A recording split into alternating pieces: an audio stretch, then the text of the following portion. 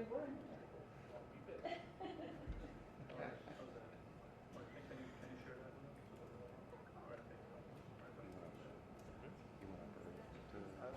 actually, I was for a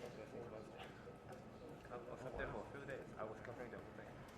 Yeah, but turned out like they didn't come up until like early Thursday. They didn't vote until midnight. They didn't finish the vote until midnight. Yeah, 4 days. Yeah. Okay. And then did you do anything yesterday?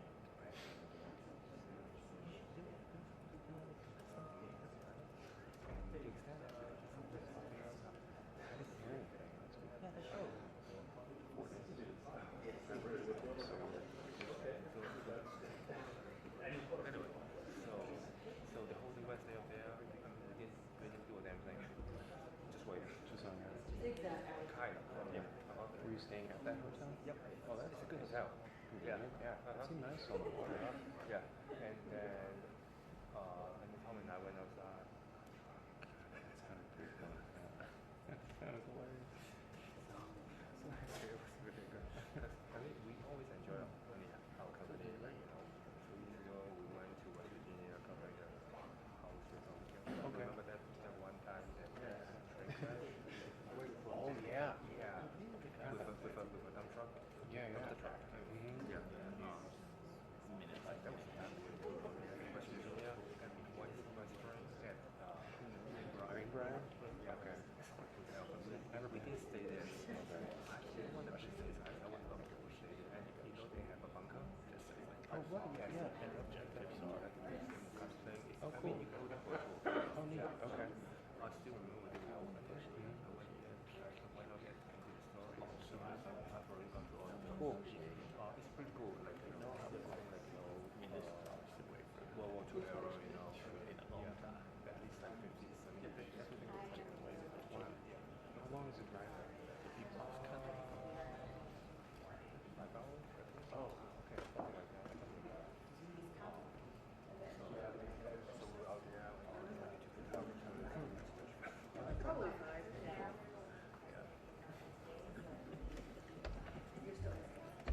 Is it a 3 No. hour? Oh, yeah. Maybe for you. Oh, okay, so that was 10 for you, right? It's better than nothing. Whoa. What did she say?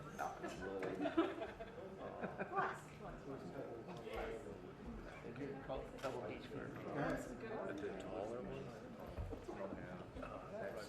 Aegis Jamaica. She's in the language. It's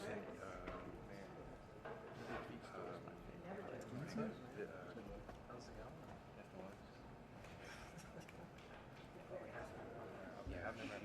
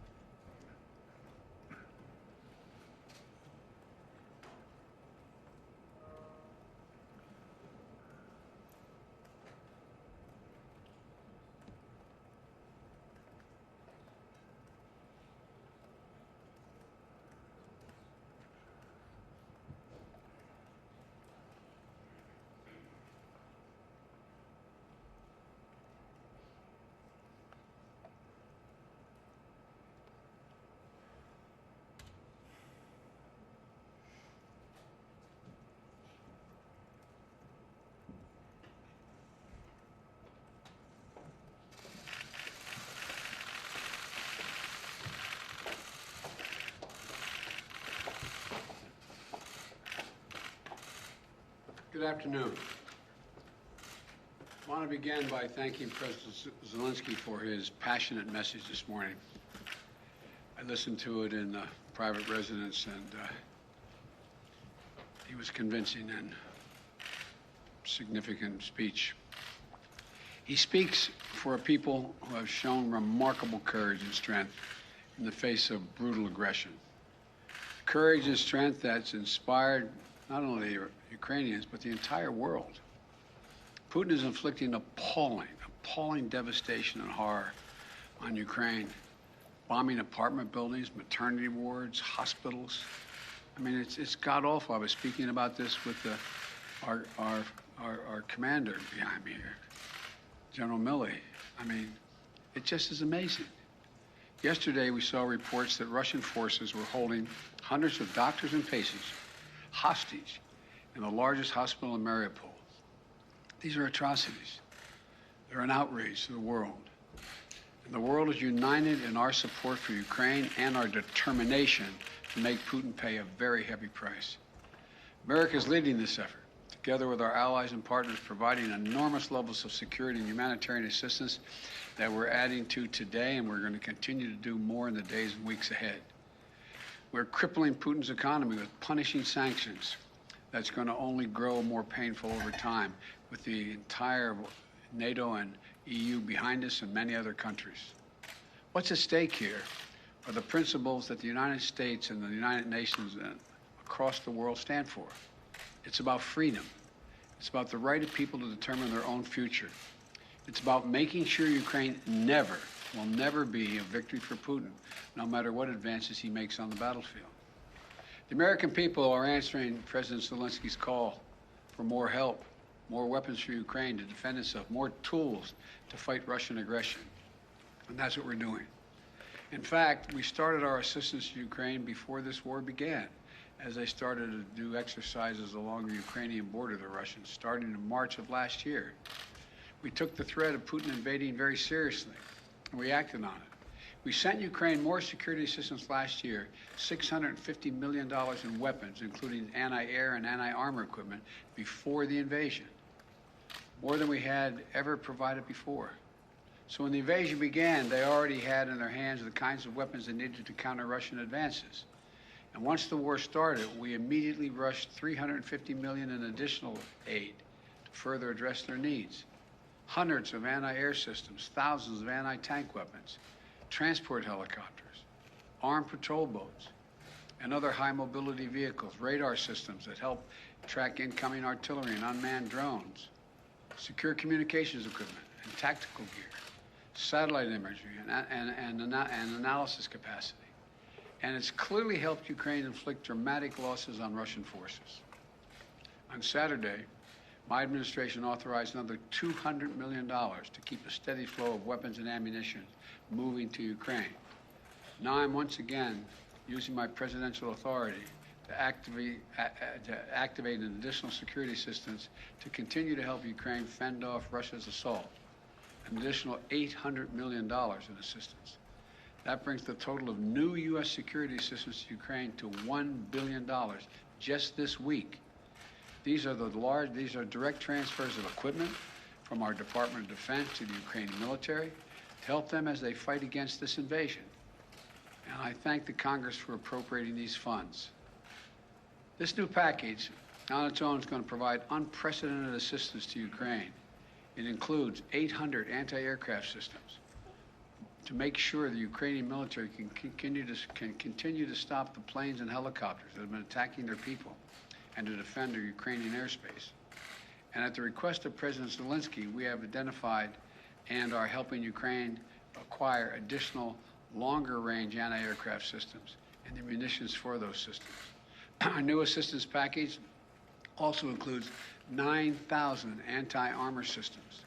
These are portable, high accuracy shoulder-mounted missiles that the Ukrainian forces have been using with great effect to destroy invading tanks and armored vehicles. It'll include 7,000 small arms, machine guns, shotguns, grenade launchers to equip the Ukrainians, including the brave women and men who are defending their cities as civilians, and they're on the countryside as well. and as well as the ammunition, artillery, and mortar rounds to go with small arms, 20 million rounds in total. 20 million rounds. This will include drones, which demonstrates our commitment to sending our most cutting-edge systems to Ukraine for its defense. And we're not doing this alone. Our allies and partners have stepped up to provide significant shipments of security assistance and will continue to help facilitate these deliveries as well. The United States and our allies and partners are fully committed to surging weapons of assistance to the Ukrainians. And more will be coming as we source additional stocks of equipment that we're ready to transfer. Now I want to be honest with you. This could be a long and difficult battle, but the American people will be steadfast in our support of the people of Ukraine in the face of Putin's immoral, unethical attacks on civilian populations. We are united in our abhorrence of Putin's depraved onslaught, and we're going to continue to have their backs as they fight for their freedom, their democracy, their very survival. We're going to give Ukraine the arms to fight and defend themselves through all the difficult days ahead. We're going to continue to mobilize humanitarian relief to support people within Ukraine and those who have been forced to flee Ukraine. In just the past few weeks, we provided $300 million of humanitarian assistance to the people in Ukraine and in neighboring countries. Tens of thousands of tons of food, water, medicine, and other basic supplies to support the people in need. Our experts on the ground in Poland and Moldova and other neighboring countries are there to make real-time assessments of the rapidly evolving crisis to get urgently needed humanitarian supplies to the people in need when they need it. And we will support Ukraine's economy with direct financial assistance as well. And together with our allies and partners, we will keep up the pressure on Putin's crumbling economy, isolating him on the global stage. That's our goal. Make Putin pay the price, weaken his position, while strengthening the hand of the Ukrainians on the battlefield and at the negotiating table. Together with our allies and partners, we're going to stay the course. And we'll do everything we can to push for and end this tragic, unnecessary war. This is a struggle that pits the appetites of an autocrat against humankind's desire to be free. And let there be no doubt, no uncertainty, no question. America stands with the forces of freedom. We always have and we always will. I thank you all and God bless you, and I'm going to walk over and sign this sign this bill to allow the drawdown of those materials. And may God protect their young Ukrainians who are out there defending their country.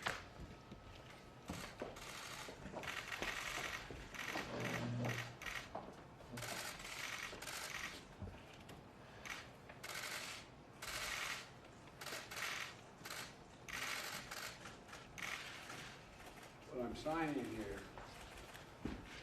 is delegation authority under Section 506A1 of the Foreign Assistance Act of 1961, translated into plain English, a total of $800 million in defense art.